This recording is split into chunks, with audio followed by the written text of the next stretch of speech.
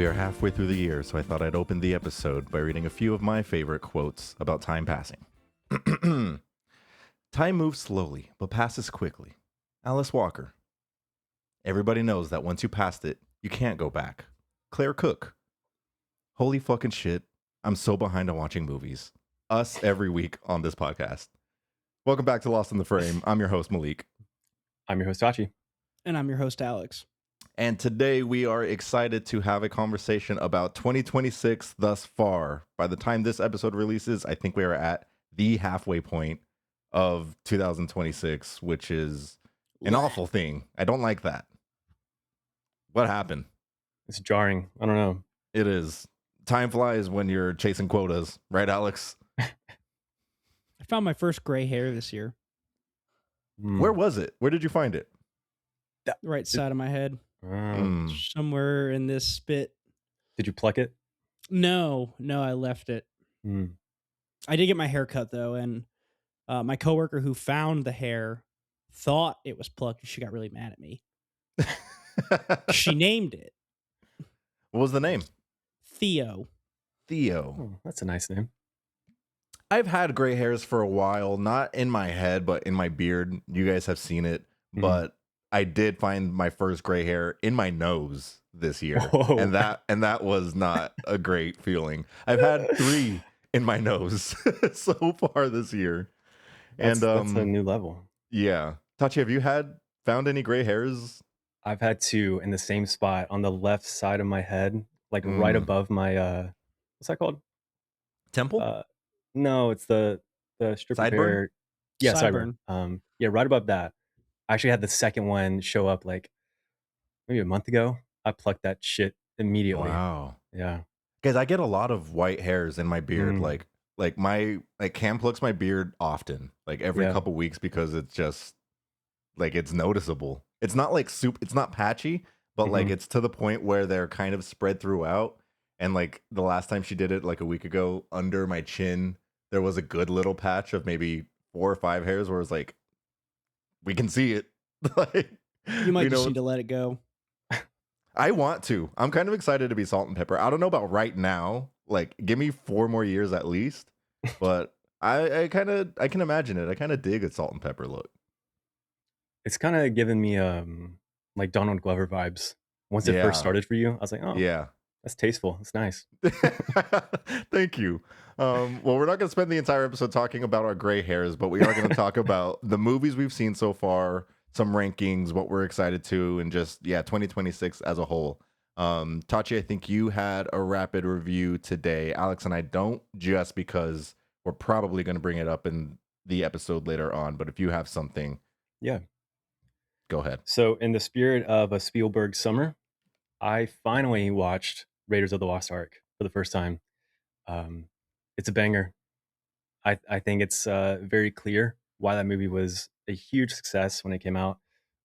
It's just got everything that a blockbuster needs. It's so well done, like on every level. It was a really great time, and I gave it 4.5 out of 5. Nice. What's up? Did you know that he had dysentery while filming the sword scene?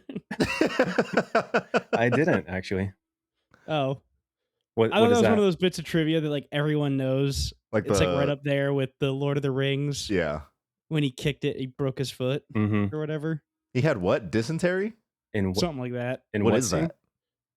It's one of those I ate something bad diseases. Like a poop disease? Yeah. Is that good? You said that's during the sword scene where the guy is kind of showing off with the sword and then he just shoots him. Okay, I've heard that little piece of trivia too. As far as Indiana Jones movies goes, I've only seen Raiders of the Lost Ark, and that was within the last year. Yeah, really so I typed it in and it said Harrison Ford had horrible diarrhea, so he improvised a Raiders of the Lost Ark scene to end filming ASAP. Wow. We've all been there. Yeah. We've all been there. I said I didn't have a rapid review. I'm gonna just talk about Love Island real quick. Are you guys watching this? Oh my god, no, I'm not. I hear updates from my little sister though. Shout out to you. Yeah, I think you guys need to tap in. I just wanted to bring up Love Island. I Sure. think this show may be the reason I've been bad at watching movies because it's on every goddamn day. I have no one to blame but myself. But there's a new episode tonight, and I am excited for it. I'd be lying if I said I didn't enjoy the show. All right. I'm pilled. Last season was enjoyable until it became like bad for my health. From what I've seen online, last season was an outlier from like a insanity standpoint, I would say. Like, they're usually not all like that, apparently. This season is a lot more tame. There's still drama, but it's not like scary drama the way last year was. But we got a big episode tonight. I'll keep you guys updated. We're going to get into some movie news before we start talking about 2026. Kicking it off with DC making an animated puppet film named The Dynamic Duo. And the story follows Jason and Dick, a couple of street rats who split up and respectively join Batman and the Red Hood Gang. Animated puppet film. Sure. Sounds Okay. fun. I'm in. Illumination's Not Alone, which is going to be a rom-com starring Timothée Chalamet and Selena Gomez. Whenever he announced on his Instagram that he had a movie announcement the following day, that's not what I expected. I'm not mad. I welcome it. I'm in. I'm a little confused, but we'll see. I don't know. I mean, he needs a break from like becoming the Lisan Al Gaib, is what I think. Just get him. He wants to sit behind a voice booth, air conditioned room, and just say some lines. That sounds like a nice break. I wonder if they'll be in the studio together. I hope so. I like seeing the videos of them, of the actors actually interacting with each other in person. Me too. There's always a little, yeah, I don't know. There's always like a weird feeling when you know when they're not really, when they can't see each other, and you can kind of feel it. But Next up, we have Jesse Eisenberg's new musical, The Debut, starring Julianne Moore, Paul Giamatti, Halle Bailey, and Havana Rose Liu. Oh, okay. It's got some people I like in it, but I mean, I'm going to say it. I wasn't that big of a fan of Jesse Eisenberg's last directorial effort, Ariel Payne. I thought it was fine. Wow. You didn't. You don't support the Kieran Culkin Academy win? No, I thought he did a really good job. I just thought the movie was fine. He wasn't who I wanted to win, but I wasn't upset that he won. Yeah. I really liked The Real Pain. It does kind of seem like it's split down the middle for the most part, but I mean, I enjoyed it. Like, I just watched the Jesse Eisenberg Hot Ones episode that just came out a few days ago. He seems like such a cool, fun guy. Like, he's really awkward, but he like walks this fine line between like awkward and charismatic somehow. Like, I don't understand it. He's a real interesting dude. So I'm excited for it. And it's got our GOAT, Paul Giamatti. Does have Paul Giamatti. Hell yeah. Our next bit of news. This is a banger. This is actually 2 words. Must see TV. Everybody's favorite MCU canceled guy, Jonathan Majors, is back with a new movie produced by the Daily Wire. Yes, that Daily Wire. Ben Shapiro's Daily Wire. The movie is called Run, Hide, Fight, Infidels. Because apparently there was a Run, Hide, Fight before this one. Oh, really? This is like a sequel. This is like, yeah, but it's like an anthology. It's standalone, right? Yeah, so like there's just lots of different people running and hiding and fighting. Nice. Mm-hmm. Interesting. But this time it's Jonathan Majors. And here's the plot. When radical Islamic terrorists hijack a liberal college's pro-Palestine encampment to enforce Sharia law on students, a ragtag band of red-blooded students, a security guard tired of Uncle Tom smears, and a Delta Force vet must arm up to save their clueless peers and keep America from surrendering to the enemy on its own soil. And so I watched the trailer for this, right? Yeah. And it ends with the ISIS flag being flown in a college town square with a call to prayer. Haunting imagery, actually. Yeah. I can see it right here. I think Jonathan Majors could be back. Shut up. I think this is what he needed to bounce back with at this point in his career. He could have gone two ways, right? He could have like laid low for a while, and he could have, done some like low key charity work, appear in the news like subtly every now and then for some like solid things that he did, and then take like an indie role, something low paying, and work his way back into the good graces, or he could have gone the Ben Shapiro route. And I think he made the right choice. I can't believe it. Because we wouldn't have run, hide, fight infidels. My only question is, I wonder who he's going to play. He's playing the Delta Force vet who is part of this group saving the students. Oh. See, I thought he was going to be playing the infidels. The titular infidels? Yeah. All of them. He should. Yeah. Oh, like Kang. Yeah. Yeah. He's like, I'm going to get my comeuppance. I'm playing multiple people. I mean, they have all those Jonathan Major clones just in the vault somewhere. They're in that stadium. Let them out. Dude, it's what? Like, I barely have words for it. I don't understand. It's insane. It's insane. The worst part is I have to see it. I have to see this movie. That's what I wanted to ask you guys. I have to see this. Where do we stand on watching it? Do we watch it in the? I don't want to support it financially. I kind of feel like we have to wait until we can pirate it to see it. Okay, but is it going to be one of those Angel Studios bits where I can just walk up and like someone already bought the ticket? Oh, pay it forward. Yeah, but like I'm not going to pay it forward. Yeah, no. What movie did that? The Sound of Freedom, and they were like, "This movie made so much money," but it was like an actual conspiracy because they had that. So they're like, people were just buying out theaters that had like stake in this movie, which was the whole pay it forward program. So like, did it really make that much money as far as eyeballs that saw it? I don't know. Will this do something similar?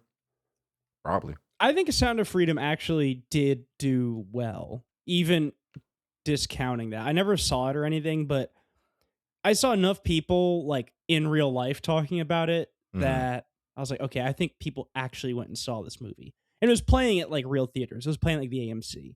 What do you think this movie's gonna do? Like, where do you think it'll live in the culture space when it releases? Like, is it gonna draw a lot of buzz? I think it will just come and go. I think it'll be, I don't know. It's just kind of like how things exist for the most part these days, with the nature of social media, the landscape. These things just appear and fade away into obscurity. I agree. I think it's going to be like a quick flash, and within that flash will be people like us probably talking about it, but obviously in a negative light. Obviously not supporting it like at all, and then it'll be gone, like out of the conversation. Okay, what if it's really good? I can't wait to see it on your top of. When does this come out? This year? I don't know. I don't know. Ben Shapiro threatens to release a movie. That's what it feels like. All right. So speaking of new movies upcoming, Warner Brothers announced Thundercats and Powerpuff Girls as new movies. I didn't see this. Live action or animated? Good question. I don't know. Y'all remember the live action CW Powerpuff Girls that came out a few years ago? I think it got canceled after like one season. I never watched it. I vaguely remember it. Yeah, I just remember seeing like behind the scenes photos of the girls, and I was like, all right, these are adult women dressed as the Powerpuff Girls for sure. I believe they're both going to be animated. All right. I was a fan of the Thundercats and the Powerpuff Girls. Did it? I don't even ever remember it coming out. I just remember seeing the behind the scenes pictures, and then it was gone. Yep. I don't know anything about it. Not surprising. Next bit of news: there was a deal disclosed between Google and A24 Studios, or the movie studio A24. There's an AI partnership for creating new tools for movie production and distribution. The deal totaled $75 million. Boo! We can't have anything good in this world. Here's what A24 said regarding the story. They released a statement today. They said, in quotes, "Our relationship with our audience is something we don't take for granted. This partnership exists because we want to dictate what tools get built for artists, and so they have a voice in shaping them rather than having tools handed to them. We'd rather have a seat at the table than on the sidelines." That last line, that sounds like AI money in their pockets. Yep. Yep. I didn't know they put out that statement. I was gonna ask like I wonder what this entails, because when I think of like AI and delivery systems, I'm like, oh, like A24 just signed like an ELA with Google, and they bought a bunch of like back end like systems automation crap. That's not what that sounds like. No, not at all. Something completely different, man. Yeah. What a shame. Sounds like they have no backbone at all. I know. And like 2 days later, though, they got me back in with that Rock and Timothy Chalamet movie they announced. With the okay. Yeah, I sent it to our chat. You guys don't remember that? I don't. Just ignore everything I say. No, not at all. Well, I'm going back in this. Same. You sent trailers for Kiyoshi Kurosawa's The Samurai and the Prisoner. Never mind. That was fake news. Oh, okay. Dude, I didn't even see this. I don't know how I didn't see that. But it's fake? This Timothy Chalamet Rock? Okay. Yeah, I guess. Dude, this looks fake.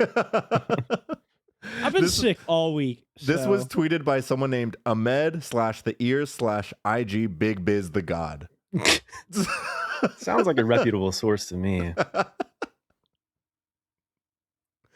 Sorry, A-Dog. A Sea of Thieves movie adaptation will be produced by Destin Daniel Cretton. Is that video game? Pirates. Yeah. Yeah. The only thing I know about Sea of Thieves is that one video, someone yelling, "Captain!" He's like, yeah. He's like, look! And he turns around and the Pirates of the Caribbean theme starts playing while rockets and cannons are flying. It's iconic. Yeah, I feel excited about anything Destin Daniel Cretton. Do we have to say the entire name every time? His name is kind of a tongue twister. I always want to say Daniel Justin. Destin Daniel. He needs a quicker name. He's our Shang-Chi guy, right? Yeah. Okay, and then upcoming Spider-Man Brand New Day. Yeah. If you haven't seen Short Term 12, I'd highly recommend it. Very great movie. Short Term 12? Yeah. It's one of his first, if not the first, feature he directed. It's got a pretty big cast. It's got Brie Larson, Lakeith Stanfield, Rami Malek, Caitlin Dever, Stephanie Beatrice, amongst others. Really good movie. Really enjoy it. Yeah, just added it to my watch list. Thank you. Yeah. Supergirl early reactions are in. Bad. I've seen mixed. Really? I've seen mixed. I've seen mixed. I've seen bad. I've seen 2.5 and unders. That's because you just have a very misogynistic, nanospheric Twitter feed. No, I've seen mixed. I think it's sitting at like a 3.2 on Letterboxd right now. Okay. And someone told me it was good that I know.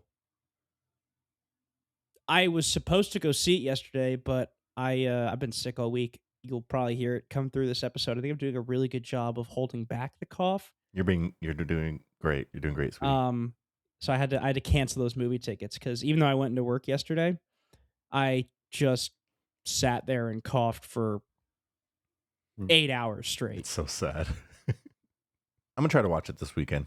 I'm gonna try and see it as soon as I can because I wanted to watch it unspoiled without, having everyone whispering in my ear telling me it's good or bad.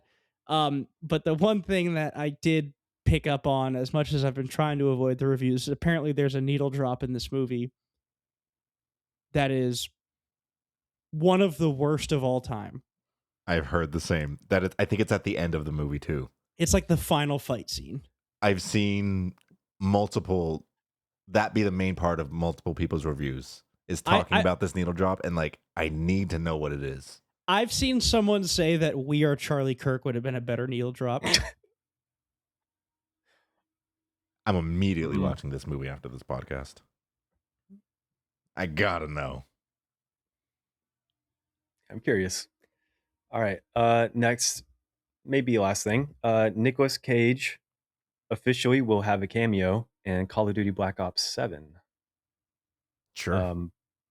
Not really movie news, but it's news nonetheless. Yes. We love Nicolas Cage. We do. And I think at one point we all loved Black Ops. We talked about it on our last episode. Black Ops 2's coming. Yeah. To main consoles next month, and that's gonna be this is a big amazing. year for gamers. It really is. Black Ops 2 is back. GTA 6 pre-orders are live. I think a new trailer came out today for GTA 6. I have yet to see it. I don't need to watch it. I'm gonna just play it. I need to watch it. I've been waiting for this game for a long time. I need to watch it. Was it like 10 years? 10 plus? Maybe more. 2013.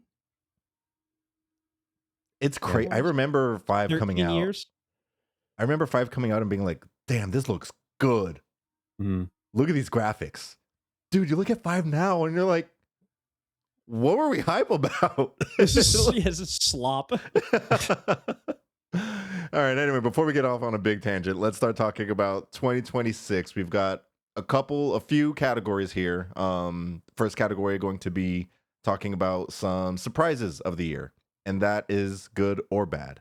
Does anyone want to kick this off with a surprise or two that you've had for the year so far? Yeah, I mean, low-hanging fruit is Obsession's box office numbers. That was really That's a big surprise. Yeah. Good shout. Where are we at? 300x its budget? Something like that. Absurd numbers. I want to say Obsession will be available to rent at home June 30th. Maybe the day this podcast releases. Yeah. Yeah, so if you haven't seen it, go spend $20 to watch it at home for 2 days. It'll probably even still be in theaters too, which is crazy. But dude, I go on AMC, and so I tried to go watch The Death of Robin Hood earlier this week, right?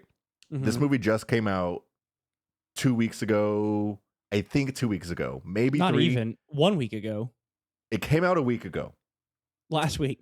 On Wednesday, I was going to go see it. Something came up, so I had to return my ticket. But there were 4 show times for Wednesday. It was like a 12 p.m., a 2 p.m., a 7 p.m., and a 10 p.m. Thursday comes, and there is only a 10:15 a.m. showing for The Death of Robin Hood.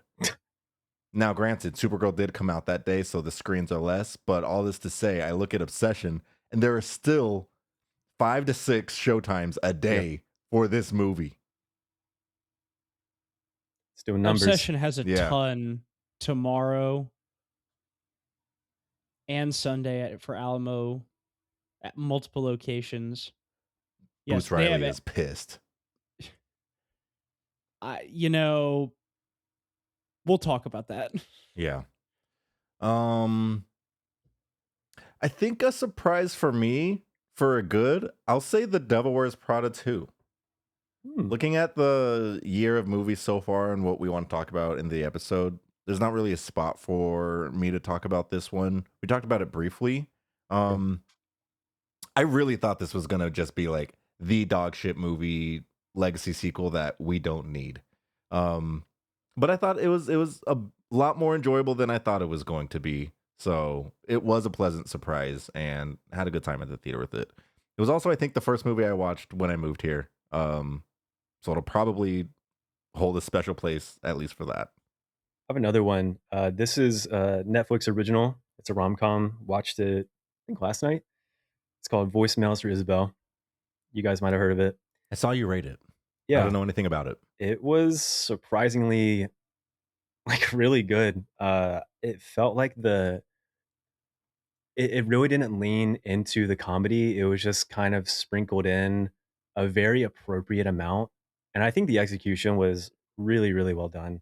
Um, and pretty heartfelt movie, great message, uh, good acting, good chemistry. It really surprised me in a really pleasant way. A lot of reallys there. Sorry. You really liked it. Yeah. Would you give it out of 5? 4. Damn. 4 out of 5. Yeah. Wait, I'm trying to find it. It's starring Nick Robinson and Zoe Deutsch.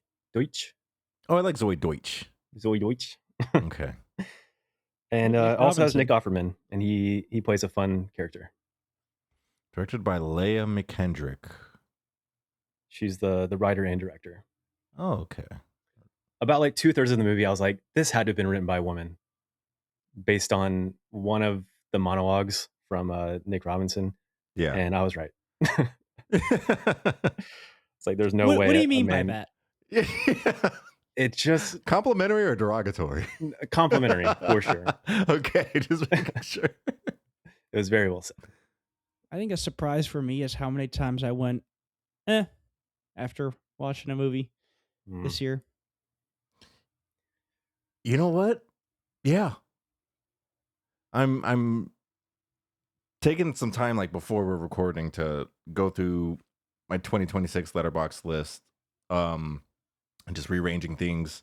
And I feel like I've been pretty behind on movies to watch for the year. Like I think other people's 2026 lists that I was taking a look at are usually like 40 to 50 movies. I'm at 24. But when I look at everybody's like bottom 25, it's all movies that I'm really not dying to see, like The Rip or Mercy, things like that. And so like the top 24, I think the main movies that have come out, and I'm like, is this year kind of just meh? At least it's just backloaded, hopefully, yeah, right? It definitely feels backloaded. Like I've got I feel like we're at the tail end of that glut that was affected by the writer's strike. When was that? How far back was that? Like 2 years ago? Yeah. So we're seeing the consequences of that. I do think the year is backloaded, but we've got a segment about that. Any other surprises? The next segment we're going to be talking about the big boys, the box office big boys of the year. Oh, I think we have had an episode about this, but Nirvana, the band, the show, the movie, really, really great surprise. Good surprise. Yeah, we'll definitely talk about that one a little bit more. Yep. Box office big boys of the year. I want to talk about what these movies have achieved financially and if we like them or not. Here's the top 10. Starting with, you guys want to start with number 1 or start with number 10? Sure. We might have to skip number 5. Yeah, I don't know what the hell that is. We'll get there. Number 10, Backrooms. It made $175 million domestically. We won't talk about global. We'll just talk about domestic. Surprised to see it here in the top 10. Good job. Yep. We've got an episode about it. Came out a couple weeks ago. So go check it out. Please and thank you. Number 9, Star Wars, The Mandalorian and Grogu made 172. Oh, wait, this should actually be above it. This rank that we did was global box office. So Backrooms made $20 million less than Star Wars globally, but $3 million more domestically. Interesting. Oh, thank you for flipping it. Star Wars: The Mandalorian. Oh, flipped again. What happened? I fixed it. No, it's in the correct order. Pegasus 3 is actually the 10th. Is that where we're at? I think so. Only made $1 million domestically, but it made 656 globally, which is why it's in this list. Is it a Chinese movie? I don't. Yeah, it's a Chinese race car movie. So I actually might have to check this out. There's 3 of them. Apparently, this is the 3rd. Apparently, Pegasus is a big deal in China. The 9th highest grossing domestic movie was Hoppers, 166 million. Alex, did you get a chance to watch it yet? No, I did Okay, not. I haven't either. Oh, it's so good. It's in my top 10 so far. All right. Number Teaser. 8 was the Star Wars The Mandalorian and Grogu, which did 172 million. That's crazy. What world are we living in? It didn't even make what 1/5 of Aquaman from like 10 years ago.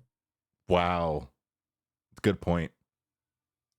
Because I think Aquaman made a lot of money, at least globally.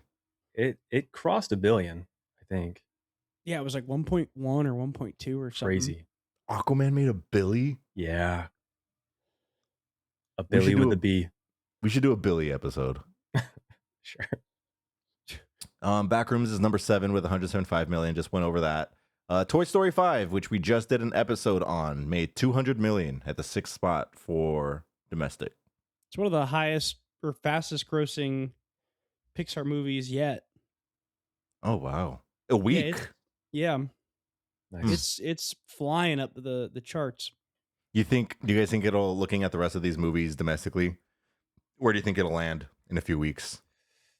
You think it'll crack top 5? Maybe. Yeah, I think it'll be about 4. I don't know if it'll pass Project Hail Mary, but we'll see. Oh, I sorry. think it could. Oh no, it's okay. I think it Spoiler. could. Devil Wears Prada 2 with 219 million domestically. It did 677 million abroad. Or Wow. total. That's insane. The world loves The Devil Wears Prada 2. Obsession, which we just talked about, 220 million domestically, 337 million globally. Project Hail Mary, 344 million domestically, 683 million globally. Michael, 368 million domestic, 960 million globally. Ow! Do we think it crosses a Billy? There are still showtimes out, so it's trailing. Yeah. Is it likely? Do you think? I don't know. I don't know if it's likely. It's possible, but we'll see. I feel like it's gonna end its run at 970, like just shy of it. Yeah, I think so too. But I can also see them. I don't know who released this movie. I can also see maybe a re-release later in the year. Would that count towards its box Yeah. office success? Yeah. Okay. And then the number 1 big boy box office of 2026 thus far, with $429 million domestically and $1 billion globally, is the Super Mario Galaxy movie. Did you guys contribute to that? I did No. not. Me neither. I'm gonna be so for real. I forgot this came out. Me too. I don't think it really has any staying power. And The first one didn't have any staying power. It was slop. yeah, The first one Sure felt like was. it had a bit more staying power than this one. This is the one that should have had the staying power because Super Mario Galaxy had like a plot as a game. Yeah. Like there was like a thing that was happening. And you could have gone a lot of routes with that, but the first one was just like, oh, look at me. I'm gonna eat a mushroom. Here's this side-scrolling platform that you have to run through for some reason. I've heard, I don't know if I'm gonna watch this movie. Like, I'm really not interested. But I've heard this movie is basically that on steroids, where it's just like the member berries, where it's like, hey, remember this? Hey, look at this. Hey, you played this game, right? Check this out. And it's just a bunch of that. Like, it's just Yeah. consecutive 5-minute bursts of remember. And I really don't want to watch it, right? But I played that game so much, where it's almost like I want to know what they did to my boy. Look how they massacred my boy. Look how they massacred my boy. My Mario game of choice, my top 2 was Mario Sunshine and Paper Mario. Wow. Based. Yeah. Yeah. Good What were you choices. guys's? Thank you. Hmm. I lived on Delfino Island. I've put a lot of hours into Mario Kart 8 Yeah. on my Switch. Like a lot of hours. I don't know, that one or Mario 64 Mm, or nice. I don't know if this counts, but Smash Bros. I'd count it. I don't know how to choose. With Too many good Mario Kart on your Switch. So I have a Switch. Yep. I also have Mario Kart 8. Can we play together? Yep. All right, we should play. We're not even friends on Switch. Well, I didn't even know you had a Switch. I don't know how Switches work. I barely play it. You have to pay a yearly subscription. It's $20 for the year, I think. Everything's behind a paywall. I just want to play with my friends. All right, whatever. All right. Yeah, next category. Favorites from the year. We'll each talk about our top 5. How do we want to do it? Do we want to one person goes through their top 5? Or wait, do we want to start with our least favorites from the year? Yeah, let's all start at 5 and then incrementally go to the top, right? Okay. Do we want to flip it? Do we want to start with our least favorites from the year? Go from 5 or go from the least favorite to the 5th bottom from the favorite and then do our favorites? That could be fun. I don't even know what you're saying right now. Like we do our bottom 5 first. Oh, okay, sure. I complicated that. I don't know why. All right, yeah, let's do our bottom 5 first. Let's give our number 5 for our bottom 5. I'll go first. Okay. Coming in at 3 stars, which sure, I guess I gave it that. What? Lee Cronin's The Mummy. Wait, so are you saying it's 5th from the worst, or this is the worst? It's 5th from the worst. Okay. Oh, this is your 5th from the worst. Okay. Yes. Okay, got it. Lee Cronin's The Mummy made your top 5, bottom 5. Makes sense to me. I haven't seen a lot of trash, so there's a very steep cliff. My 5th from the bottom, so at my number 19 spot right now, is Michael at 2.5 stars. You're gonna have a lot of people picking bones with you. I think you're gonna pick a bone with me for sure. You might pick a bone with me for my least one. We'll see. All right, we'll see. What's your 5th from the bottom? This one actually holds a special place in my heart, in all of our hearts actually, and it's Primate. Oh, I knew it. Yeah. That was such a fun movie. It's a like, as I was making my ranking. So wait, what do I have Primate at? Primate is also at a 2.5. The 2.5 start with Primate, and then just the 5th from the bottom is Michael. So I've got a couple ahead of it. I am gonna put Primate is the top 2.5. He's the one right before the 3s, just because we had such a fun time with it. For sure. It was pretty fun. Yeah. Burn. Yes. Which coincidentally is my 4th from the bottom, is Primate. Oh. Damn. Which is also where my 2.5 start. Okay. My 4th from the bottom is Wuthering Heights. Oh, see, that's when I want to read the book before I do it. Yeah. Because my sister read the book and then watched it, and the text she sent our family was like 3,000 words long. Whoa. Wow. Like actually how thousands? much she hated. No. Oh. It was just very long. She sent like an actual essay saying how much of an abomination the movie was compared to the book. So you want to read the book to see how big of an I want to abomination give it is. a well-researched hate watch. Respect. Because like I know why people are complaining, but I haven't read the book, so I can't fully go in and be like, yes, I agree. Like, I want to be informed. I like being an informed hater. Yeah. Every so often I get surprised and I'm like, wow, actually, I'm not a hater. But I feel like this is going to be one of those times where I'm like, Emerald, you're not cooking. Yeah. I think the you're world would microwaving. I think the world would be a better place if more people did that. Get some knowledge on what you want to hate. Like, when I was younger, like I was very stuck on just like a couple genres of music where anything outside of it, I was just like, oh, it's immediately trash. Like, and I would never give it a chance. And then I started to give music that I hated a chance because I was like, oh, I want to like know what I'm hating on. And like the biggest example I can think of is Lorde. I had only heard Royals on the radio, and I'd always be like, "Oh, I hate Lord. I hate Lord. Like she's so bad." And then one day I was just like, "You know what? Just listen to this album, and then you can really talk about like why you hate her." And it changed my life. Pure Heroine is one of the greatest albums of all time. It's a great debut. Yes. Tachi, what's your fourth from the bottom? My fourth is Pizza Movie. I gave it 2.5. It was kind of tough. Tough watch. I also gave Pizza Movie a 2.5. It's in my number 17 spot. It's right below Primate. Every time I see Pizza Movie, I think of that meme where it's like the screenshot from Pizza Movie. And it's like, I'm good, bro. We are not watching this movie. Yeah, I was just saying, I have no desire to watch it. I watched it. Cam and I watched it on like a Saturday morning, like having coffee, like very chill and like not serious at all. So I agree with you. Sorry, that was my last 2.5. There's a steep drop off from here. Okay.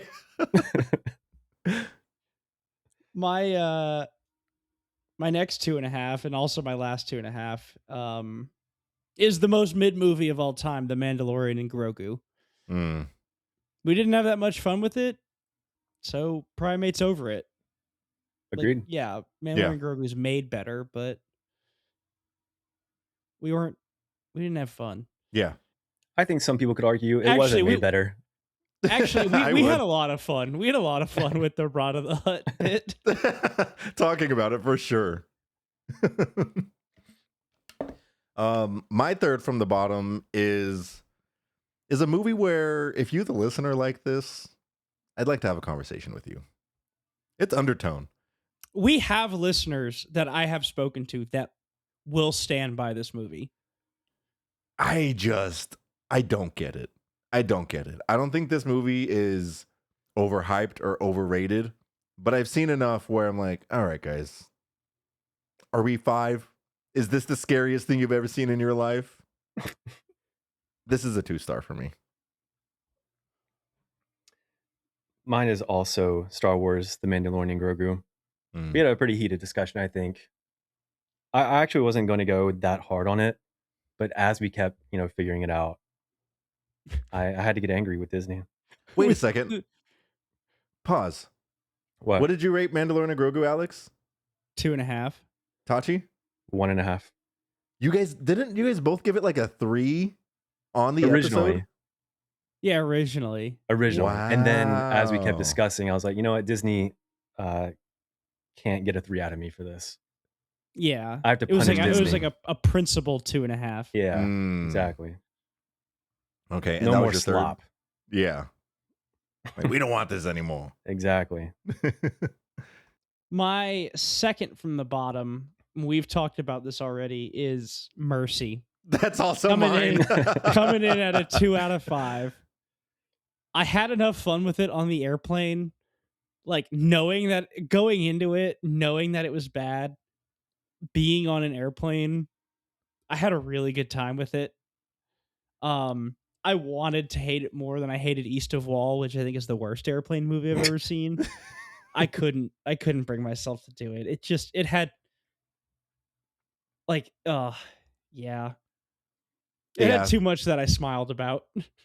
I did want to see how it resolved. So I was like, you've earned an extra half star out of me. The crazy thing from being the bottom movie. The crazy thing is I also wanted to see how it ended. And what happened to me was I had 15 minutes left of the movie once we landed. So I didn't get to finish it on the plane. I finished it in the hotel room. See, I think that would have made I me need to see how more. it ends. Yeah. I think that would have made me like, I might have lost a star. Something about being at altitude in the tube, in the sky tube, you're just like, it gives an extra half star. Yeah, same spot for me, but I have it at a 1.5. My second from the bottom is Apex. Really miserable watch outside of Taron Egerton. Charlize Theron, it just seemed like she was forced to make this movie. I don't really know what the deal was, but really really unfortunate performance, at least from my perspective. Really did not enjoy this whatsoever, and I probably shouldn't have even finished it. So I gave it 1.5. Is this the one where Taron Egerton is like bald? Like he's a bald Yeah, ass guy. he plays like a psychopath. So it's yeah, fun. yeah. I remember you talking about it. I don't imagine myself putting this on. It is really not good at all. Okay, I believe you.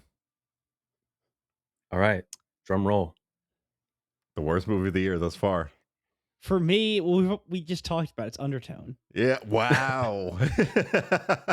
At 1.5. Tell me why you hate it so much. It just pissed me off to no end. And it was over. There were so many things I hated about it. I thought the actress was. I don't think that was a good performance in the slightest. Okay. Yep. I thought the script was a mess. I thought the way that like they went about structuring the movie was like pulling teeth out with no Novocaine. Like they would record like 5 minutes of a podcast, like listen to something scary, and then be like, I can't do it. We're gonna record later this week. And then she'd like go wipe her mom's ass. Literally. It is such a funny nitpick of the movie and very niche, I think, for those that have podcasted or do podcasts, but watching the movie and seeing the way that they were structuring their episode, I was like, no. Because like it's literally what you said, and that happens multiple times. They take 5 minutes and like, fuck, I can't do this. I'll come back a week later. And then they record another 5 minutes. It's literally how the movie is that long. Yeah. Because if they recorded it like in real time, like let's say we made a movie like Undertone, and we recorded a podcast around 10 spooky files that we listened to, it would be, I mean, you could probably make like, we started this recording with like in what, 10 minutes in, right? And we're at like an hour and 3. So you can make, and we haven't talked about anything at all. So, but it was structured like to the point like we are trying to stretch this movie out as long as we can. Yeah. And the files are getting scarier.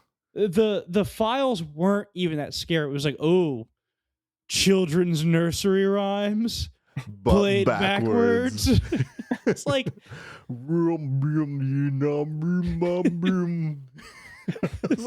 it's like what if Marietta Little Lamb was scary? I think that's saying the devil is going to. Oh, I can't repeat that. And then it's like, oh, like this is so terrible. And I remember sitting in theater. I remember laughing a couple times in theaters, and I remember like realizing at some point in that movie, Malik, that people around us were taking it like dead serious. Yeah. Yeah. And I just there was nothing for me in that one. I'm sorry. Really neat concept that I unfortunately was really excited for, and it really, really let me down. I wouldn't recommend this to anybody. But again, we have people who listen who love this movie, and we respect that. So I'll get off my grandstand. My least favorite movie of the year, we already talked about it, is The Mandalorian and Grogu. Piece of shit. I hate you. I hate you. This movie will most likely stay at the bottom. I'm done. I'd be surprised if it moves. I don't care if he's his own person. He's not his dad. I don't care. What'd you rate it again? It's a 1. A 1. Got it. Yeah. My last or least favorite is also a 1. You could probably guess. Yeah. Lee Cronin's The Mummy. Wow. Lee Cronin's The Dog Shit. Just, I don't know. The confidence that Lee Cronin had to make me sit through whatever this was, this abomination, for longer than 2 hours. I hate you. And the only reason I didn't give it a 0.5 star instead of 1 is because there's no Berg at the end of his last name. So you're lucky. That's where the 0.5 stars count your lucky stars, Lee Cronin. Yeah, exactly. Just a terrible, terrible movie. Man, you guys really did not like The Mummy. You didn't even have fun with it. I gave it a 3. Okay, I also gave it a 3. Tachi, you did hate it though. I hate it. I could not wait to leave. I was miserable. I was thinking about the foot scene in that one. Yeah, I do too. Do you guys foresee anything else coming out later this year or anything changing your least favorite movie? Do you think there will be anything you watch later in the year that will take that spot? That can Almost be assuredly there's going to be something that rolls out that there has to be, just right? horrid. I hope there's not. Like, I hope The Mandalorian and Grogu's the worst of it for me. I want it to be up from here. Watch it be the Odyssey. Imagine. I actually don't. I don't think that's even possible Nah, in me any neither. realm. Even with that story, like I feel like the floor is a 3 out of 5. For sure. For sure. The Okay. floor. Let's get into our favorites. Yep. Our top 5 of the year thus far. We said it in the beginning of the episode, and I fully believe this. I think this year is going to be so backloaded. I don't think it is. Just from like the 15 movies that I want to talk about for our last category for our look ahead. This year's backloaded for sure. This top 5 I love, but I know it's going to change. I know the top 10 is going to look so different 6 months from now. Agreed. Yep. So I just wanted to start with that caveat. We'll go in the same order. We'll start with you, Alex, with your number 5. Coming at number 5 is one I know we were all excited to go see in theaters, and it was 28 years later, The Bone Temple. Yeah, top 5. Let's go. Yeah. Sad because I know it's probably going to fall out of my top 5. I hope it falls out of my top 5 because if it doesn't at a 4 out of 5, that means this is a really bad year. Yeah, good point. We should want our top 5s to change. Agreed. My number 5 is The Drama, starring Robert Pattinson and Zendaya. I had a really good time with this movie. I think we had a fun episode about it. There were a lot of good conversations around the movie. It was well made, well acted. Love these two actors. I also think this will fall out of the top 5, but like you said, it should. Yep. My number 5 is also 28 years later, The Bone Temple. Let's go. And I can almost guarantee it will fall out of the 5 spot. But it was really great. Yeah. Real good time with it. I need to rewatch it soon. Number 4 for me is The Drama. You've heard my thoughts on that. Go listen to the episode if you haven't. And if you want to re-listen to it, I guess you can do that too. So my number 4 is Nirvana, the band, the show, the movie. We talked about it a little bit earlier on this episode. We also have an entire episode about it. The bus scene with Jay will probably go down as one of my favorite scenes of the year. That's all I'll say about that. it was really good. It's a good one. So good. My number 4 is Project Hail Mary. I give it a 4 out of 5. Really enjoyed it. Thought the book was so much better somehow. One of my favorite books I've ever read. So if you don't like the movie, maybe you'll like the book. My number 3, we talked about it. What was this, the last episode? The Furious. Wow. Yeah, it's that. It rips. It's so good. I'm telling you. Yeah. I know it's in Tachi's top 5. I can feel it. Show is. I had a blast. It's so, like, you want to talk about having fun with a movie? This movie is fun to the max. It's the epitome of fun. I'm excited to watch it. My number 3 is 28 Years Later, The Bone Temple. I love Ray Fiennes in this. I love the ritual scene at the end, the fire scene. It's also will probably be one of my top scenes of the year. Gave us a quote that we still say to this day. How's that? How's that? I gave this a 4.5. Oh no, I gave it a 4 out of 5. Sitting at number 3. Cool. My number 3. This one really needs to fall out of your top 5, or else it's a really bad year. Yeah, I mean, and that was January, and we're halfway through.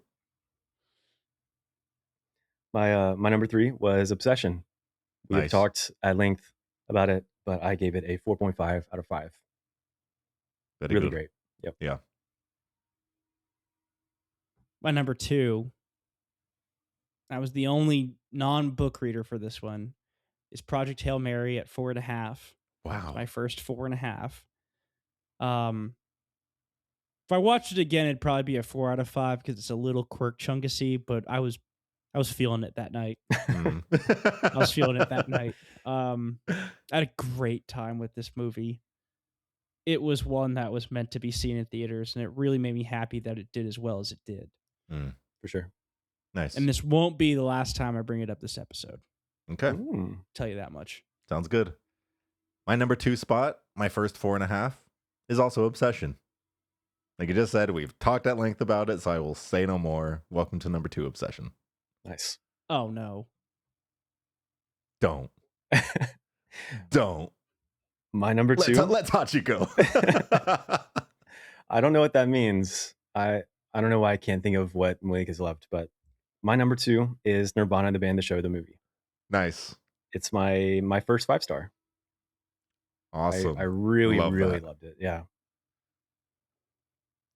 I don't know if they've released a like a 4K DVD of Nirvana, the band, the show, the movie yet, but I need it. I think it's out. Expeditiously.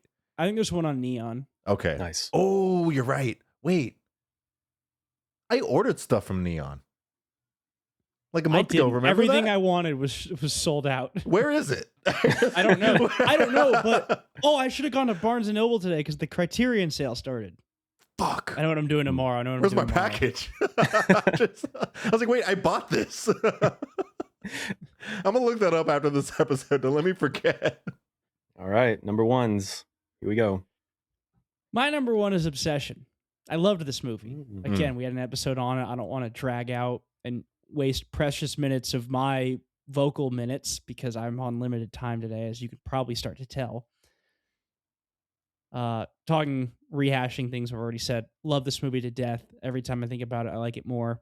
Again, it's not gonna be the last time I bring up this movie this episode. Curry Barker, I think you got the stuff, and I can't wait to see more. I'm gonna be mad. You're about to be mad. There's no way. This is what he was mad about, Tachi. He's mad about my number 1. He realizes what it is. He realized it quickly. What is it? My number 1 is Disclosure Day. There's just no way. I fucking love this movie. There's no way. No. There's no way. There's no way. Yes. I need number you to 1, watch 4.5. this movie. I need you to put this movie on one day, like when it comes out towards the end of the year. Okay. Randomly in the middle of the day when you've had like a bad day. Okay. And just be like you're not excited to watch it. You're not like you're in like a very neutral headspace on like watching a movie. And I would love to see if you think it holds up. Because so you want me to watch a movie in bad faith. You want me to watch a movie in bad faith. No. Because I'm saying if you go into something excited, there's a higher chance that you leave excited. Right? Not true. What happened to us for like a majority of 2025, where we were going into these movies excited and we just kept leaving disappointed. Okay, those are very real feelings we had. Let me back it up. You're more likely to convince yourself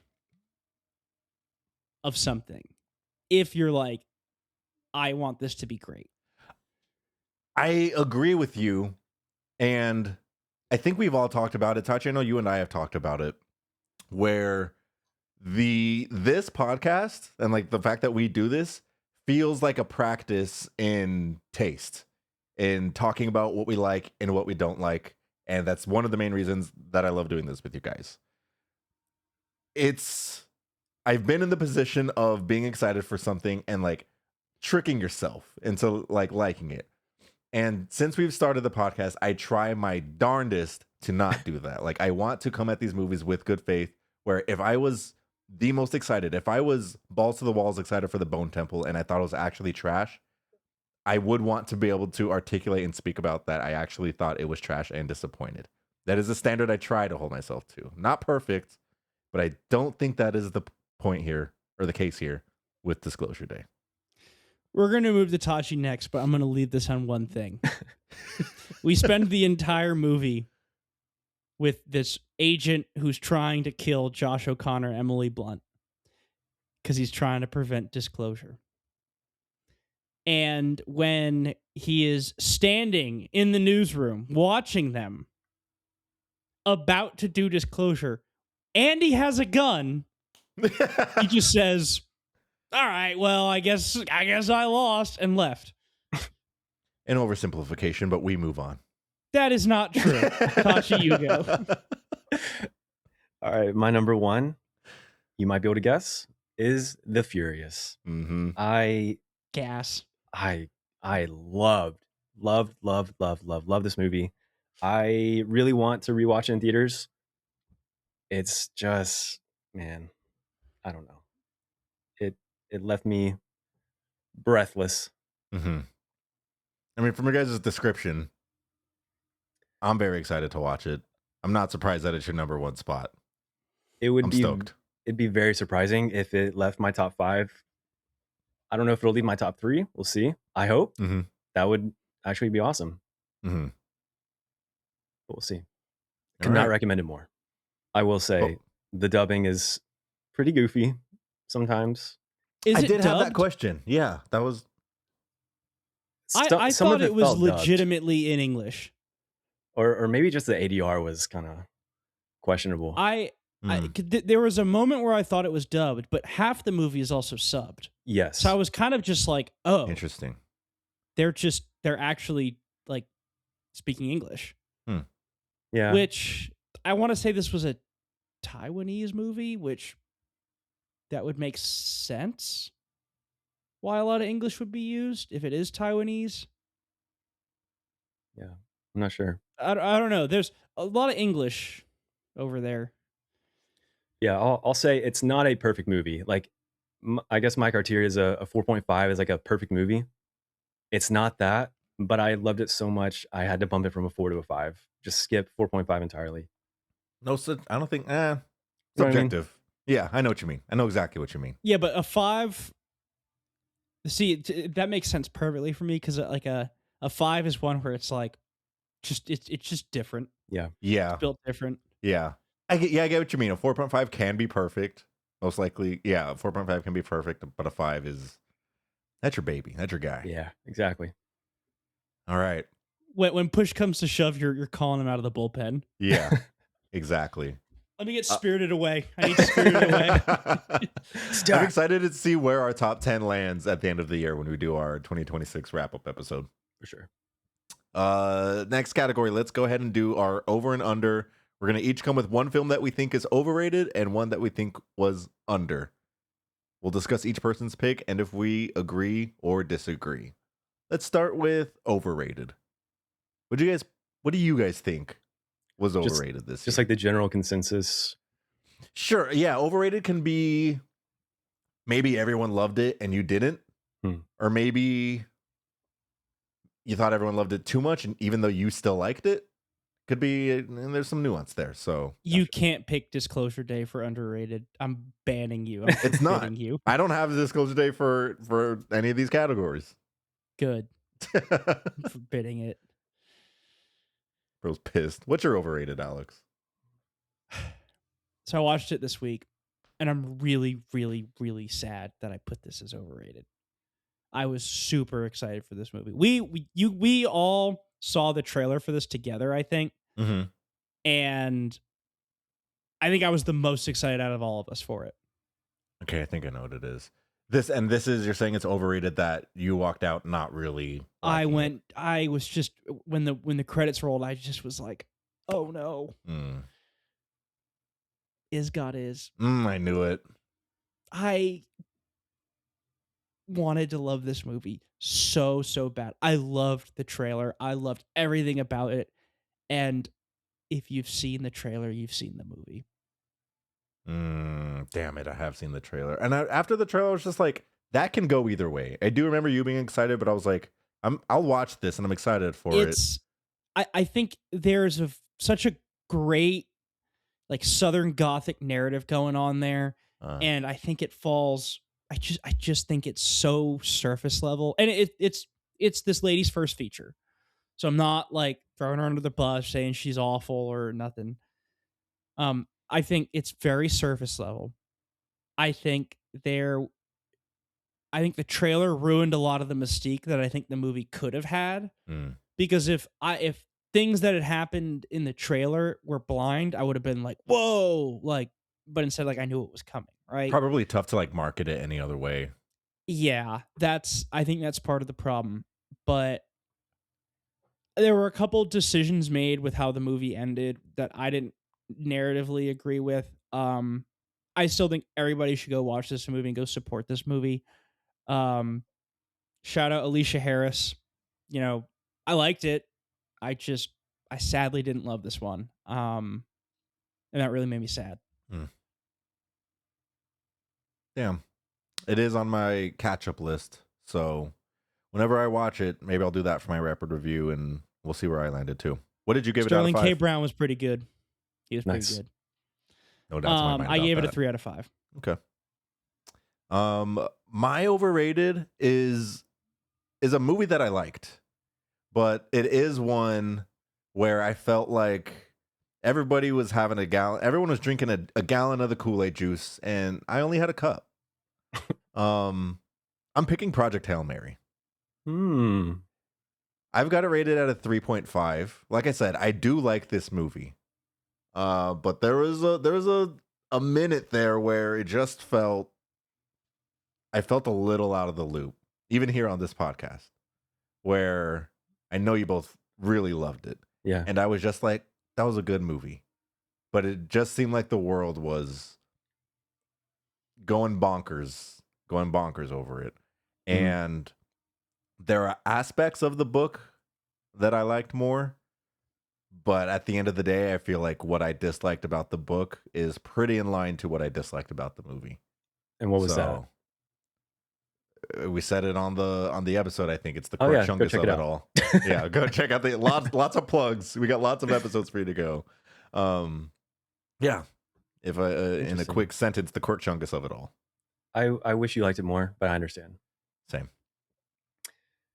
My overrated, I'm really scared to put this out there, and I will preface. I did enjoy this movie. I liked the premise. I thought the acting was pretty good. Of course, the set design was incredible. But Backrooms just feels like a movie that was, and I've been trying to figure out how to like phrase this. I don't know if Yeah. I'll be able to articulate it the way I kind of feel, but it feels like a movie that was produced by someone who's so deep into the weeds in this universe that Kane Parsons kind of made this movie from the lens of someone who's already a fan of this lore, of someone who's already like educated and can pick up on all the little references that are like in the background. Yeah. I guess it's like you go into the movie knowing that a rewatch will be better if you like it, instead of the rewatch can be better because then you'll catch all the references in the background instead of being able to pick it up like in the first viewing. Yeah. Does that make sense? I get what you mean. It's kind of like how Marvel required you to like watch all these TV shows to understand Like- the characters and the story. Yeah. Like this is the And- first iteration, the first movie we got, but it still felt like while there was homework to do, you didn't need to do it, but you'd benefit a lot more if you did. Of course, yeah. Yeah. I get what you mean. I have the same qualms with the movie. Gotcha. Okay, cool. Glad I'm not alone. Yeah. Mhm. I hope I don't take too much heat because this movie has some hardcore shooters. It really does, and then I know all of the shooters, like we've had a couple in our comments, are those who are deep in the lore. I'm like, based off of your comment, you sound like you're deep in the lore, which is exactly why the issues we have with the movie are here. But Right. I rest my case. Cool. Underrated. What we got? I'm going to go with Carolina Caroline. And I think it's underrated because I haven't seen anywhere but myself talk about this movie. From the director of Snack Shack, premiered at TIFF last year, and I know we actually talked about it very briefly in our Snack Shack episode from last year. Shout out to our Snack Shack summer episode. Loved it. That it premiered at TIFF that last year, got a theater release this year, super limited. There wasn't even a showing in Austin. Was able to Really? was able to finally find this thing. And I watched it this week. And it deserves people talking about it. I mean, like, it deserves to be mentioned, talked about. It only has 14,000 viewers on Letterboxd. That's really low for like a movie that, where the directors had two, like fairly viral movies. And so I'm just really surprised to see this one fly under the radar. You have two really good performances by the leads, with Kyle Gallner and Samara Weaving. I think Samara Weaving is the standout of the two. Um, a lot different than Snack Shack, but I still think it captures some of the similar vibes. Just a much different vehicle of a story to tell. And I really liked it, and I think it's worth the watch. And apparently, I'm the one of 14,000 people in the world who can say that. So I do want to watch it. It is on my catch up list as well. Couple things to say here. Kyle Gallner, I really like, and I feel like we can put stock into him now. He's not unknown, but the roles he has had thus far are he's in a lot of horror focused movies, and he's usually like a side character or just like a quick character that gets killed off. But like he's putting in work. And I see him on Twitter a lot online, and I'm like, I think this dude is gonna be something big one day. Like he's gonna have his big break. and I think that Adam Remeyer is trying to give him that shot because he has been the lead in two of his three, or I guess four, but we won't talk about the fourth one. Two of his three features When did you watch this in the this week. this week? Okay, yeah, I was looking on my phone right now to see if there are any showtimes near me. Nothing. Hmm. So I I guess caught I'll it on just have streaming. to. Okay, I'll just have to watch it at home. My underrated is a movie that I think I talked about briefly, maybe in a rapid review some episodes ago, but Faces of Death, directed by Daniel Goldhaber, starring Barbie Ferreira and Dacker Montgomery. Um, I didn't really know anything going into this movie. I just saw that there was a horror movie on like a random Tuesday or Wednesday, and I was like, I'll go watch that, and went to the theater to go watch it by myself. And I had a good time with it, like a lot better than I thought I would. Faces of Death is this movie is based off of a quote unquote documentary. We'll call it like a mockumentary, where in the 70s, for a while, people thought that this movie, Faces of Death, was real, and the contents of said movie are, I'll say, just gruesome ways of people dying or getting killed, just real dark web type stuff. And for a long time people thought it was real. And so what this movie does is kind of have a serial killer focused on like the inspiration or being inspired by the movie Faces of Death. So it's kind of like a self-aware commentary on this whole thing. But I think it has some interesting things to say um, about psycho killers in that way, about how we utilize technology, how social media plays a stake in mental health. And I think everybody should go watch it. One quick point of clarification on the original Faces of Death. Many, and this is from Wikipedia, many scenes were faked for the film, but most portions, including pre-existing video footage of real deaths, or most portions include pre-existing video footage of real deaths and their aftermath. So it's hybrid between the two, half real, half fake. Yeah, which is icky. Yeah, I don't know if you see in the original. I think the original just got released on Tubi, if I'm not mistaken. So maybe I'll watch it. Let me pull up a snuff film on Tubi. Yeah, it's on Boop. You just gotta go. I'll give you my login. My underrated, it's kind of gonna be like a 1A, 1B type situation, but they're very similar films. First one is Hoppers. Second one is Swapped. So kind of similar in their premise. It's just like a body swapping thing, living in someone else's shoes, whatever.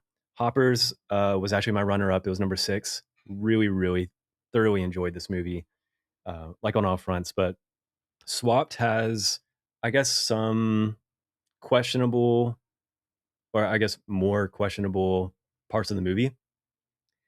Like some of the voice acting I didn't really love. It's starring Michael B. Jordan. Juno Temple and Tracy Morgan. Oh, this one. Yeah. Okay. But there are some moments in the movie where I'm like, wow, that was awesome. That was really, really well executed.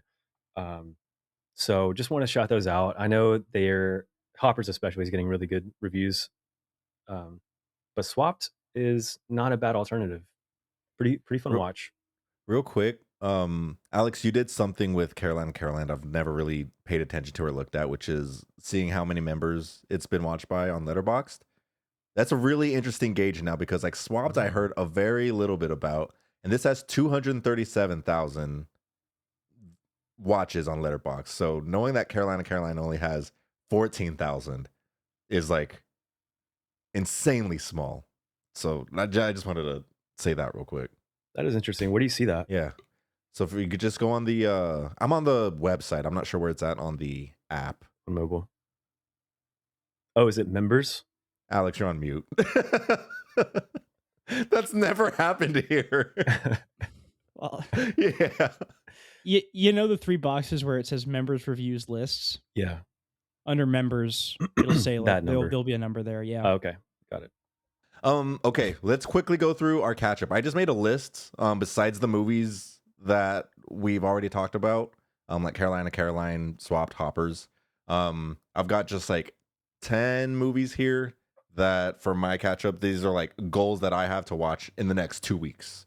I've got The Furious, The Sheep Detectives, Hoppers, Exit 8, Masters of the Universe, Mother Mary, which I did start before this podcast. I'm looking at it on my TV right now. We've got 45 minutes left.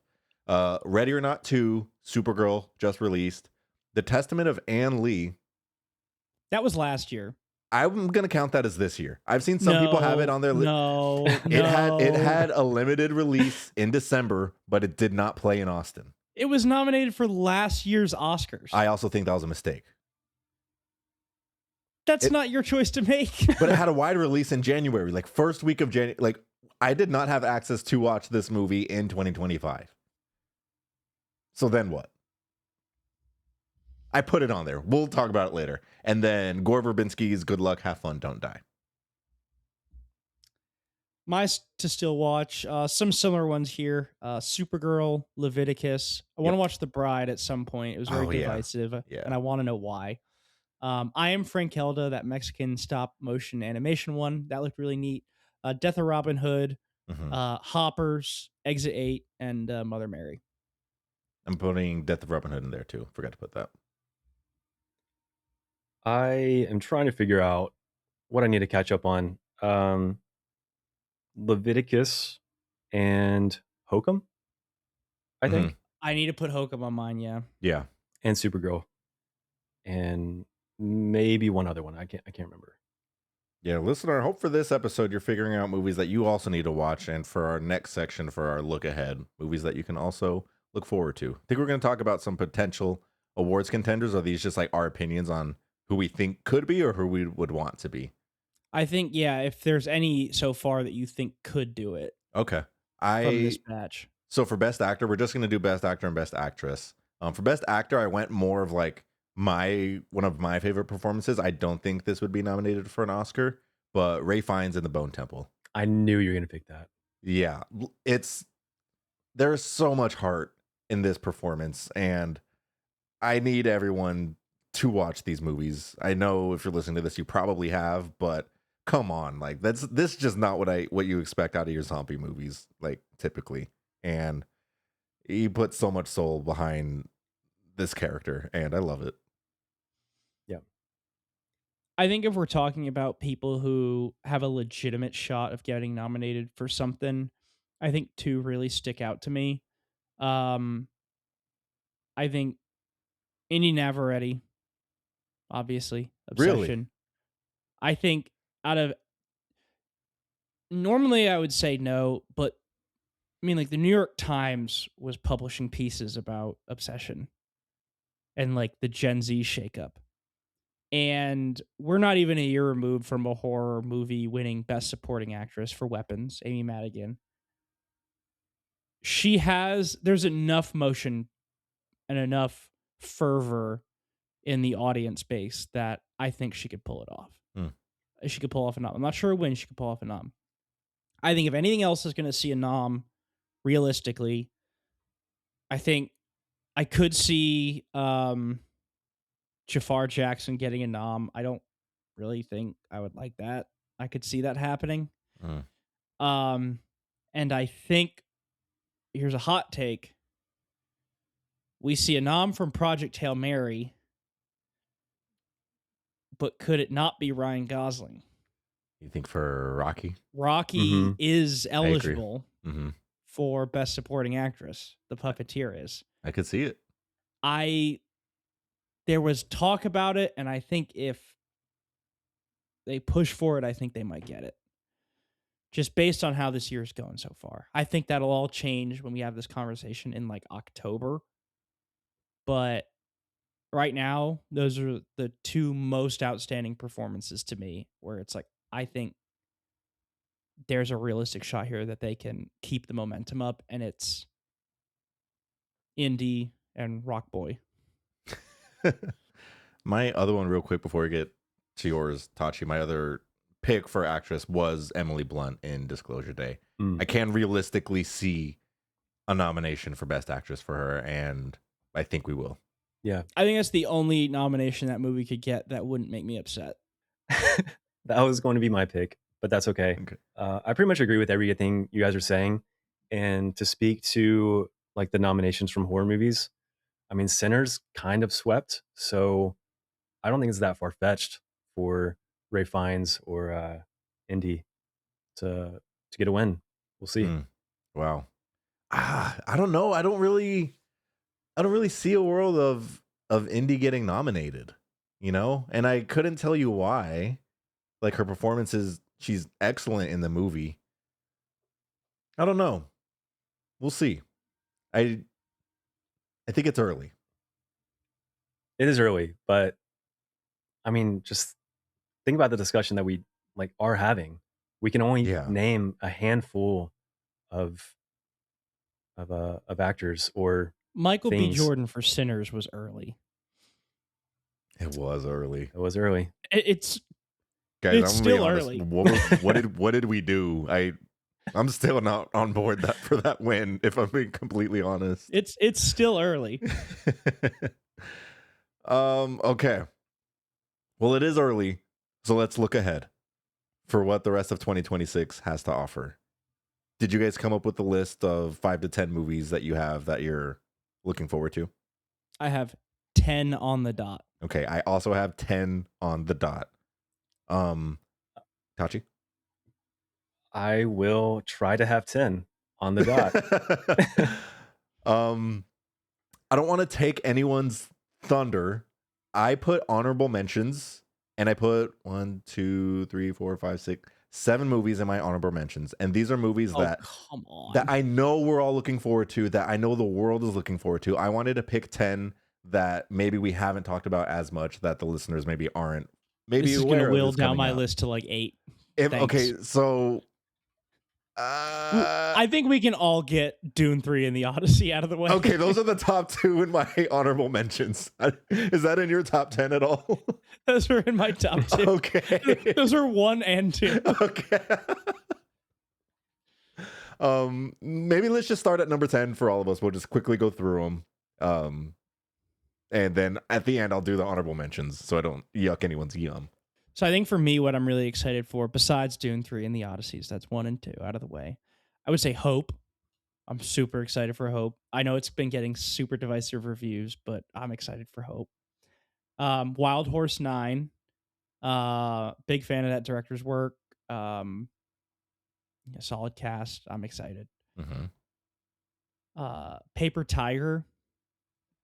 I've heard it's like this crime movie starring Adam Driver. Big Adam Driver fan, so I'll be there.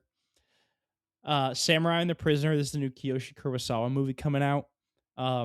It's like a period piece detective story about samurai, I think. That comes out, I heard it described. In July, right? Or is it end of June? It's next month. Okay. Yeah, I didn't want to watch the trailer just because it's so soon. I'm super, super excited for it. Tony. Yeah. Got my boy Dominic Sessa in it. And I'm super excited to see what he does with his like next big movie, right? I don't count that Christmas one. I think How to Rob a Bank has potential to be fun, like a really actually fun, good movie. It could also not be good, but Who's that one directed by? I am going to check because I don't remember. I saw a poster for it the other day, and I was like, "Oh, that looks kind of cool." I have high hope, right? It's David Leitch, who directed Bullet Train, Deadpool 2, The Fall Guy, Atomic Blonde, Okay. Hobbs and Shaw, peak. Stars Nicholas Hoult, Zoe Kravitz, Anna Sawai, Renzi Feliz, and Pete Davidson. Okay. Among others. So that one I'm excited for. I'm not like staking my reputation on it, but it's up there. La Gradiva is one that I read about from Cannes that I got pretty intrigued by. It's I believe this is a French film. Yes. Yeah, this is a French language movie. This is the plot summary. Small group of French high school students goes on a school trip to Pompeii to discover its ruins and the bodies petrified by Vesuvius in 79 CE. It is in this ghost town that they are suddenly overcome by a dizzying sensation. One after another, James, Tony, Suzanne, and their Latin teacher, MME Mercier, which I'm going to assume is Mademoiselle, allow themselves to be engulfed by desire, anger, and despair until they surrender to it completely and lose everything. I was like, okay. Whoa. I'm intrigued. That sounds nice. Sick. Yeah. And then this is one that we all saw the trailer for, and I was like, I really want to see this movie. It's Finding Emily.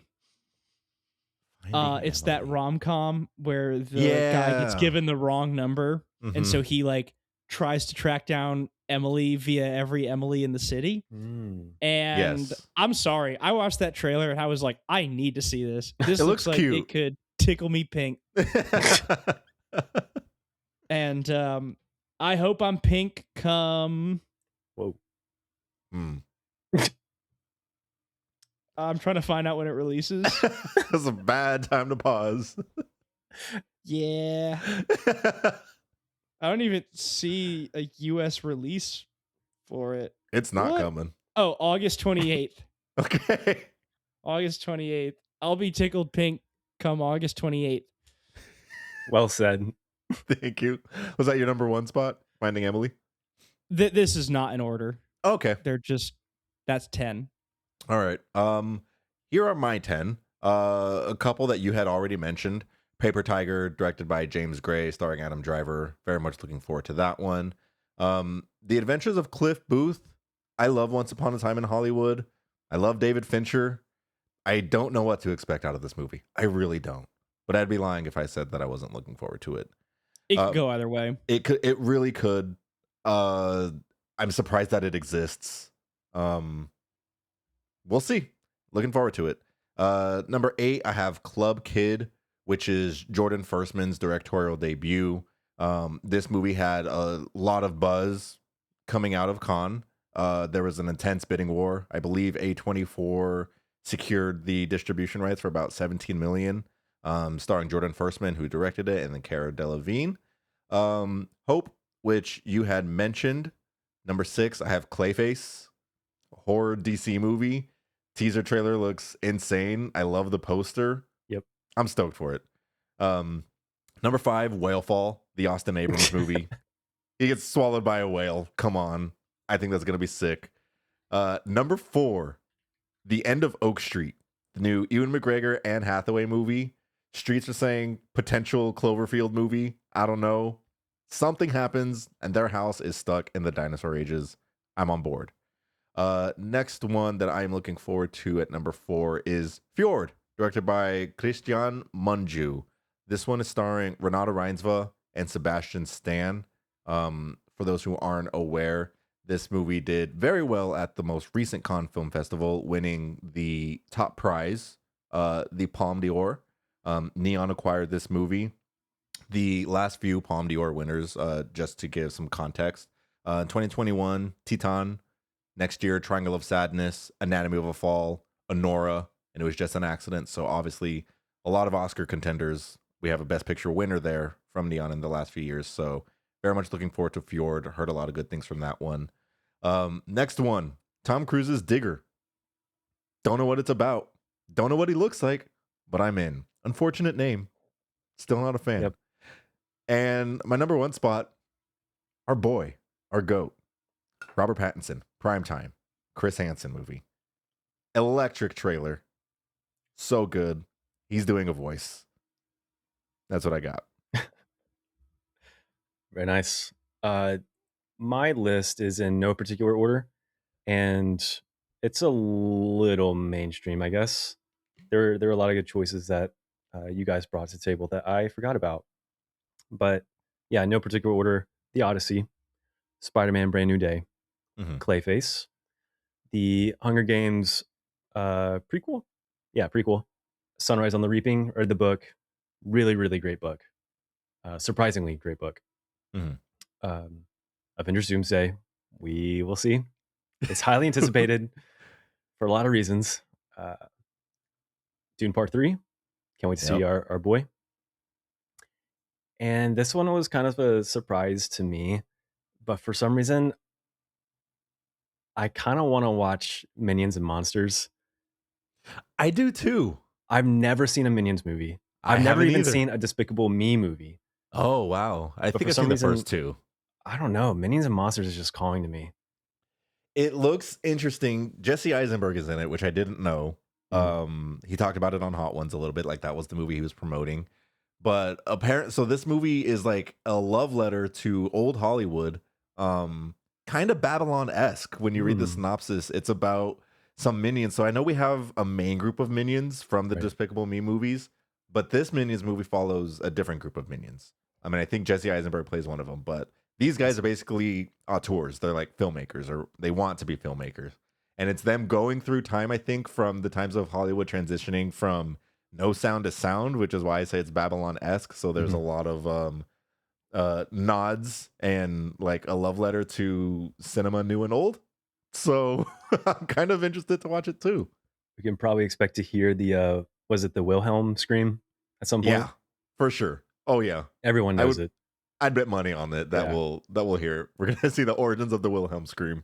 Yeah. Yeah, no, actually, I didn't know anything about that.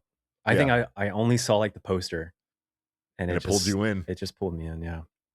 Last three, Resident Evil, starring Austin Abrams. Really excited to see that one. Forgot about that one. I have high hopes for the Kreger to strike again. I'm 9 months pregnant. Yeah. Then Digger, like you highlighted, it's a mystery. We'll see. It is. And then lastly, I'm surprised Alex didn't bring it up, or maybe he did and I just forgot. But Godzilla Minus Zero. Yep. It sounds incredible. Cannot wait. Yeah. I'm also surprised that he didn't bring it up. So, yeah, I don't know how I missed that one. Being real. For my honorable mentions, I had Dune 3, The Odyssey, Werewolf, Avengers Doomsday, and Godzilla Minus Zero. Very nice. And you can confidently take that we're excited for Avengers Doomsday off the list. Wait, off the list? Off the list. I am so curious to see what the movie's going to be, but I'm curious to see, but I'm not like waiting with bated breath. I'm kind of chomping at the bit. I'm not going to lie. Like, what is this going to be? You know what? Talk to me after Spider-Man. Yeah. Which we'll have an episode on late July. That movie comes out pretty late. It's going to have some tie into Doomsday, so. Yeah, 100%. Anything else from you guys? I think that's it. Like we said, backloaded year for sure. Like, I'm very excited for the rest of the year. I'm excited to do episodes on a number of different things and to come back to our top 10, see where it's at. Listeners, let us know what you're excited for. Don't forget to follow us on Letterboxd, TikTok, Instagram. Let us know what you're excited about. But other than that, thank you so much for listening, and we will see you guys in the next episode. Bye. Peace.